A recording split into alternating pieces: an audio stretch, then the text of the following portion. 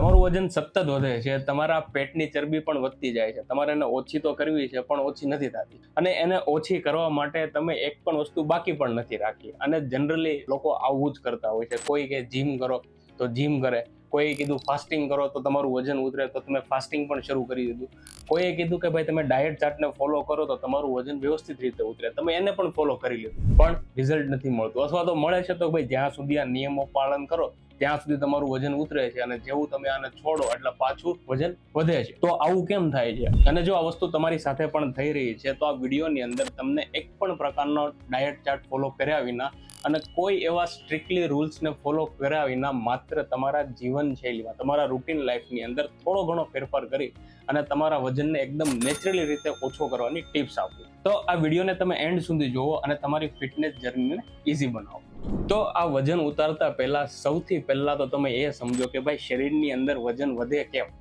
તો એનો સિમ્પલ ભાષાની અંદર તમને એક કોમન લેંગ્વેજની અંદર જો તમને એની વ્યાખ્યા આપું તો વજન ક્યારે વધે કે ભાઈ જ્યારે લાંબા સમય સુધી શરીરને જરૂર કરતા વધારે પ્રમાણની અંદર કેલરી કે એનર્જી જ્યારે મળે અને સાથે ફિઝિકલ એક્ટિવિટી લગભગ ના બરાબર હોય, એટલે કે બેઠાડું જીવનશૈલી હોય, અને જ્યારે આ બે વસ્તુનું કોમ્બિનેશન થાય ને એટલે તમારા શરીરની અંદર ફેટ જમા થવાનું શરૂ થાય, જેને આપણે સામાન્ય ભાષામાં ચરબી કહીએ. એ છે જમા થયેલી ચરબી છે, એ ચરબીના કારણે તમારું વજન વધે છે. હવે તમને એટલું તો સમજાઈ ગયું છે કે ભાઈ વજન જે છે ને શું કામ વધે. તમે ઘણી વખત ઘણી બધી દવાઓ લ્યો, ડાયટ ચાર્ટ ફોલો કરો, ઘણું બધું તમે કરો, પણ ખરેખર વજન જે છે એ કોઈ તમારો રોગ નથી કે તમે આ બધી વસ્તુ ફોલો કરશો અને તમારું વજન ઉતરી જશે, અથવા ઉતરી પણ જશે પણ જેવા તમે આને છોડશો એટલે પાછો વધી જશે. તો વજન વધવાના ખાલી બે જ કારણ છે. પહેલું કારણ છે કે ભાઈ જરૂર કરતા વધારાનો ખોરાક, અને બીજું કારણ છે કે ભાઈ બેઠાડું જીવન છે. તમે ખાલી આ બે જ વસ્તુમાં આપણે થોડો ઘણો ફેરફાર કરો એટલે તમારો વજન 100% ઉતરે. પણ પહેલા તમે એ તો સમજો કે ભાઈ નોર્મલ વજન કેટલો હોવો જોઈએ. તો કોઈ પણ વ્યક્તિનો નોર્મલ વજન કેટલો હોવો જોઈએ એને માપવા માટે સાયન્સની અંદર એક વર્ડ યુઝ થાય જેને કહેવાય BMI, એટલે કે બોડી માસ ઇન્ડેક્સ, જેનો બોડી માસ ઇન્ડેક્સ 18.5 થી લઈ અને 24.9 હોય, એટલે કે આ બેની વચ્ચેનો હોય ને એને એક નોર્મલ કહેવાય. ભાઈ તમારો વજન વધારે પણ નથી અને તમારો વજન ઓછો પણ નથી. પણ જેને આ BMI જે છે એ 18.5 થી ઓછો છે, એનો મતલબ કે એનો વજન જે છે એ જરૂર કરતા ઓછો છે. અને જેનો BMI 24.9 થી વધારે છે, એનો મતલબ કે તમારો વજન ખરેખર વધારે છે અને તમારે આ BMI ને ઓછો કરવાની જરૂર છે. તો હવે તમને એક ક્વેશ્ચન એ થશે કે ભાઈ આ BMI કઈ રીતે ખબર પડે. તો હવે આ BMI કઈ રીતે કાઉન્ટ કરવાનો એ સમજાવું. આ BMI ને કાઉન્ટ કરવા માટે ઘણી બધી વેબસાઇટ છે, ઘણી બધી એપ આવે, પણ હું તમને એક સિમ્પલ રીતે સમજાવું. માની લો કે તમારો વજન 70 કિલો છે અને તમારી હાઇટ જે છે એ 170 સેન્ટીમીટર છે. તો પહેલા તો આ જે હાઇટ જે છે સેન્ટીમીટર એને મીટરમાં ફેરવવી પડે, એટલે 170 સેન્ટીમીટર ભાગ્યા તમે 100 કરો ને એટલે એનો આન્સર આવે 1.7 મીટર. હવે આ 1.7 મીટર જે તમારી હાઇટ છે એને ગુણ્યા ફરીવાર તમારી 1.7 મીટરની હાઇટ કરવાની, એટલે કે 1.7 ગુણ્યા 1.7 એટલે જવાબ આવે લગભગ 2.89. હવે જે આ 2.89 જે આવ્યું એને તમારે તમારો વજન એટલે કે જે 70 કિલો છે એની સાથે ભાગવાના છે, એટલે કે 70 ભાગ્યા 2.89 એટલે લગભગ આન્સર તમારો આવશે 26.86 જેટલો. હવે આ જે 26.86 જે આન્સર આવ્યો એ જે છે BMI, હવે એ 25 કરતા વધારે છે એટલે તમારો વજન વધારે છે, તમારે વજન ઘટાડવાની જરૂર છે. જો આ BMI કાઉન્ટ કરવામાં તમને કઈ ડાઉટ લાગે છે તો એક તો વિડીયોને સ્લો મોશનની અંદર જો તમને કમ્પ્લીટ સમજાઈ જશે, અથવા તો ગૂગલની અંદર સિમ્પલ તમે BMI કેલ્ક્યુલેટર એવું સર્ચ કરશો એટલે ઘણી બધી સાઇટ આવશે જેમાં તમે તમારો BMI ને કાઉન્ટ કરી શકો છો. હવે તમને એટલી ખબર પડી ગઈ કે ભાઈ વજન કઈ રીતે વધે છે. બીજી વસ્તુ, નોર્મલ વજન કેટલો હોવો જોઈએ. હવે માની લો કે ભાઈ તમારો BMI વધારે છે, રેડી, તમારો વજન વધારે છે, તો વજનને ઓછો કરવો છે, તો એના માટે માત્ર આ 3 જ ટીપ છે કે જે એના થ્રુ તમે કોઈ પણ પ્રકારના સ્ટ્રિક્ટ રૂલ્સને ફોલો કર્યા વિના નેચરલી જ તમારો વજન ઘટાડી શકો છો. તો વજન ઘટાડવાની પહેલી ટિપ્સ છે કે પોર્શન કંટ્રોલ, એટલે કે તમે કેટલું ખાવ છો અને કેવું ખાવ છો આ બે વસ્તુ પર ડિપેન્ડ કરતું હોય છે કે તમારું વજન જે છે એ કેટલું ઝડપથી વધશે અને જે વધેલું વજન જે છે એ કેટલું ઝડપથી ઘટશે. અને ઘણા લોકોને એવી કમ્પ્લેન હોય કે ભાઈ હું તો એકદમ ઘરનું અને હેલ્ધી જ ખાઉં છું છતાં પણ મારું વજન વધે છે.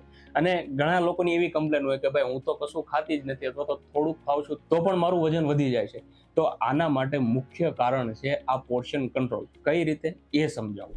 આપણે જનરલી જે પણ કઈ ખોરાક લેતા હોઈએ એ જનરલી 4 પ્રકારનો ખોરાક હોય. પહેલું કાર્બોહાઈડ્રેટ, બીજું ફેટ, ત્રીજું પ્રોટીન અને ચોથું હોય ફાઈબર.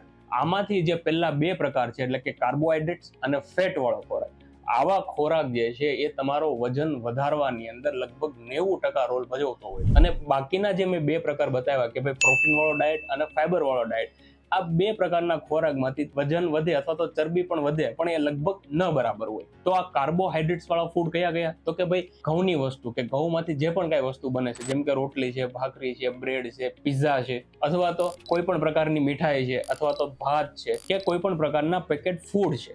આ બધી જ વસ્તુની અંદર હાઈ કાર્બોહાઈડ્રેટ્સ અને હાઈ શુગર હોય. અને સાથે સાથે બધા જ પ્રકારના કોલ્ડ ડ્રિંક છે, ચા છે, કોફી છે, આ બધું જે છે એ હાઈ કાર્બોહાઈડ્રેટ્સ અને હાઈ શુગરી ફૂડની અંદર આવે. બીજું હાઈ ફેટ વાળા ફૂડ, જેમ કે બધા જ પ્રકારના oily food, cheese, mayonnaise, Meda કે મેદામાંથી બનતી કોઈ પણ આઈટમ, આ બધી જે છે એ ફેટી ફૂડ છે. અને આ બે ફૂડ જે છે એમાંથી ફેટ એટલે કે ચરબી જે છે એ બનવાના ચાન્સ સૌથી વધારે હોય. અને કોઇન્સિડન્સ એવો હોય કે આ જે કાર્બોહાઈડ્રેટ્સ અને ફેટ વાળા ફૂડ જે છે એ તમે નોટિસ કરશો કે જે લોકોનો વજન બહુ ઝડપથી વધે છે અથવા તો વજન ઉતરતો નથી, એના રૂટીનની અંદર આ બે ડાયટ એવા હશે કે જે સૌથી વધારે પ્રમાણની અંદર કન્ઝ્યુમ થતા હશે. તો હવે સિમ્પલ તમારે તમારા રૂટીનની અંદર આ કાર્બોહાઈડ્રેટ્સ વાળા ફૂડ જે છે એને 50% ઓછા કરવાના છે, અને એની જગ્યા પર તમારે ફાઈબર અને પ્રોટીન વાળો ડાયટ જે છે એને એડ કરવાનો છે. તો પ્રોટીન શેમાંથી મળે? તો ભાઈ પ્રોટીન જે છે બધા જ પ્રકારના કઠોળ, મગ, ચણા, મઠ, વાલ, તુવેર, એની સાથે પનીર જે છે કે જે હાઈ પ્રોટીન ડાયટ છે. હાઈ ફાઈબર કે જેની અંદર રેસા વધારે હોય, તો બધા જ પ્રકારના સિઝનલ ફ્રૂટ અને એની સાથે બધા જ પ્રકારની લીલી શાકભાજી, ટમેટા, કાકડી, કોબીજ, મેથી, પાલક, આ બધી જ વસ્તુ જે છે એ હાઈ ફાઈબરની અંદર આવે. તો હવે શું કરવાનું કે ભાઈ આ કાર્બોહાઈડ્રેટના લીધે વજન વધે તો શું એને કમ્પ્લીટ સ્ટોપ કરી દેવાના? નહીં, સ્ટોપ નથી કરવાના. અને સૌથી મોટી ભૂલ જે લોકો કરતા હોય છે એ અહીંયા જ કરતા હોય. શું કરે કે ભાઈ સ્ટ્રિક્ટલી આ કાર્બોહાઈડ્રેટ્સને બંધ કરે અને એની જગ્યાએ પ્રોટીન અને આ ફાઈબર વાળા ડાયટને વધારે જોર આપવાનું શરૂ કરે. બટ પ્રેક્ટિકલી થાય શું કે ભાઈ થોડાક દિવસ તમે આ ફોલો કરો, લગભગ 10-15 દિવસ કે મહિનો ફોલો કરો, પછી માણસ થાકી અને પાછો આ ખાવાનું શરૂ કરી દે.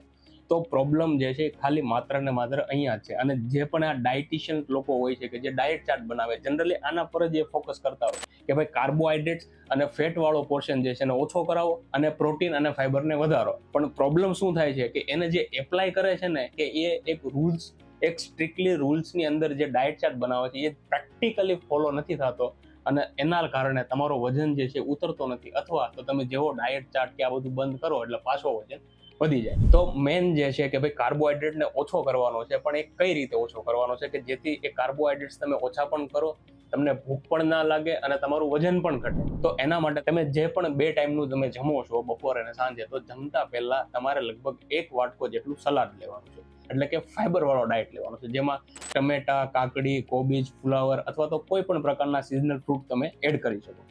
1 કટોરી જેટલો, લગભગ 1 મુઠ્ઠી જેટલું સલાદને તમે જ્યારે જમવાનું શરૂ કરો એની પહેલા ખાવાનું છે. આનાથી થશે શું? આનાથી 2 ફાયદા થશે. એક કે તમારું પેટ જે છે એ ભરાશે. બીજી વસ્તુ, તમારું કાર્બોહાઈડ્રેટનું જે કન્ઝપ્શન છે એ ઓછું થશે. હવે આ તમે જ્યારે શરૂઆત ફોલો કરશો ત્યારે તમને એવું લાગશે કે ભાઈ આ તો ભૂખ લાગે છે, અથવા તો જે તમે સલાદ ખાવ છો એની પછી તમારું જમવાનું ચાલતું નથી. પણ જેવું તમે 1 દિવસ, 2 દિવસ, અઠવાડિયું આને કન્ટિન્યુ ફોલો કરશો એટલે બોડી ધીરે ધીરે એને એક્સેપ્ટ કરી લેશે, અને અહીંયા તમારી વેટ લોસનું પહેલું સ્ટેપ પૂરું થાય છે. બીજું સ્ટેપ જે છે કે ભાઈ જે આ ફેટ જે છે એ ફેટ બોડી જે છે ફેટ ઓક્સિડેશન નામની પ્રોસેસ ત્યાં ચરબીને ઓછી કરતી હોય છે, અને આ ફેટ ઓક્સિડેશનની પ્રોસેસને બૂસ્ટઅપ કરે માત્ર એક જ વસ્તુ, અને એ જે છે એ એક્સરસાઇઝ, કસરત. તો કસરતમાં બી પણ તમારે કોઈ એવી હાઈફાઈ વાળી કસરત નથી કરવાની. સિમ્પલ વસ્તુ છે, મોર્નિંગ અને ઇવનિંગની અંદર અડધી કલાકનું વોકિંગ, અને જો તમે રનિંગ કરી શકો તો બેસ્ટ છે. એની સાથે તમે કોઈ સ્કીપિંગ એટલે જે ઓલી દોરડા કૂદ આવે એ પણ કરો, તો એ પણ તમારી આ ફેટ ઓક્સિડેશનની પ્રોસેસને થોડી સ્પીડ બનાવશે, એટલે તમારું જે ચરબી જે છે ઓગળતી જશે અને તમારું વજન ઓછું થતું જાય. અને જો તમે જીમ કરો છો તો જીમની અંદર તમારી સાયકલિંગ, કાર્ડિયો એક્સરસાઇઝ, સ્કીપિંગ અને વેઇટ લિફ્ટિંગ અને સ્ટ્રેન્થનિંગ એક્સરસાઇઝ જે છે એ પણ તમારા ફેટ બર્નર તરીકે કામ કરશે. અને ત્રીજી ટિપ્સ કે જે સૌથી વધારે અને તમારી વેટ લોસની જર્નીની અંદર સૌથી વધારે હેલ્પ કરશે એ જે છે એ છે ડિસિપ્લિન અને કન્સિસ્ટન્સી. પ્રોબ્લેમ શું છે કે ભાઈ લોકોને છે ને વેટ લોસ તો કરવો છે, જોશમાં તમે બધા ઇનિશિયેટ પણ લઈ લ્યો છો, પણ પ્રોબ્લેમ એ છે કે એને તમે કન્ટિન્યુ ફોલો નથી કરી શકતા. તમે એક વસ્તુ યાદ રાખજો કે આ તમારું વજન જે છે એ કોઈ એવો રોગ નથી કે જેને 2-5 દિવસની દવા કે સારવારથી ઉતારી શકો. આ એક તમારી રૂટીન લાઈફસ્ટાઈલનો એક ભાગ છે અને એને તમારે જો ઓછું કરવું હોય તો તમારે એને એક કન્ટિન્યુઅસ વેની અંદર મેન્ટેન કરીને તમારે ચાલવું જ પડશે. 3-4 દિવસ તમે ફોલો કરો અને તમારું વજન માપો, કંઈ ફેર ના થાય અથવા તો થોડો ઘણો ઓછો થાય ને તમે ડીમોટિવેટ થઈને સ્ટોપ કરો, એવું નથી કરવાનું. માત્ર 30 જ દિવસ આ સિમ્પલ, ઠીક છે, બહુ સિમ્પલ તમને રોડમેપ આપ્યો, માત્ર 30 દિવસ ફોલો કરો અને તમે જુઓ કે તમારું વજન જે છે તમે જેટલું ધાર્યું છે એની કરતાં પણ વધારે ઉતરશે પણ ખરું અને એને મેન્ટેન પણ રહેશે. ઘણા ઓછા કેસની અંદર એવું બનતું હોય કે કોઈ ડાયાબિટીસ પેશન્ટ છે અથવા તો હોર્મોનલ ડિસ્ટર્બન્સ છે અથવા તો મહિલાની અંદર પીસીઓડી કે પીસીઓએસની સમસ્યા છે અથવા તો થાઇરોઇડ રોગ છે. તો આવી કન્ડિશનની અંદર તમારું જે ફેટ ઓક્સિડેશન છે એટલે કે જે મેટાબોલિઝમ છે એમાં ડિસ્ટર્બ હોય છે અને એના કારણે તમારું વજન જે છે એ ધારો એવું નથી ઉતરતું અને આવા કેસની અંદર જ તમારે મેડિકલ એક્સપર્ટ એટલે કે ડોક્ટરની સલાહની જરૂર રહેતી હોય છે. અને તમારી વેટ લોસની જર્નીની અંદર જો તમારે મેડિકલ ગાઈડન્સની જરૂર છે તો નીચે આપેલા નંબર પર તમારી ઓનલાઈન અથવા તો હોસ્પિટલ રૂબરૂ વિઝિટ તમે બુક કરાવી શકો છો. તો મળું તમને નવા વિડીયોની અંદર નવા ટોપિક સાથે. ત્યાં સુધી હેલ્ધી રહો, એક્ટિવ રહો.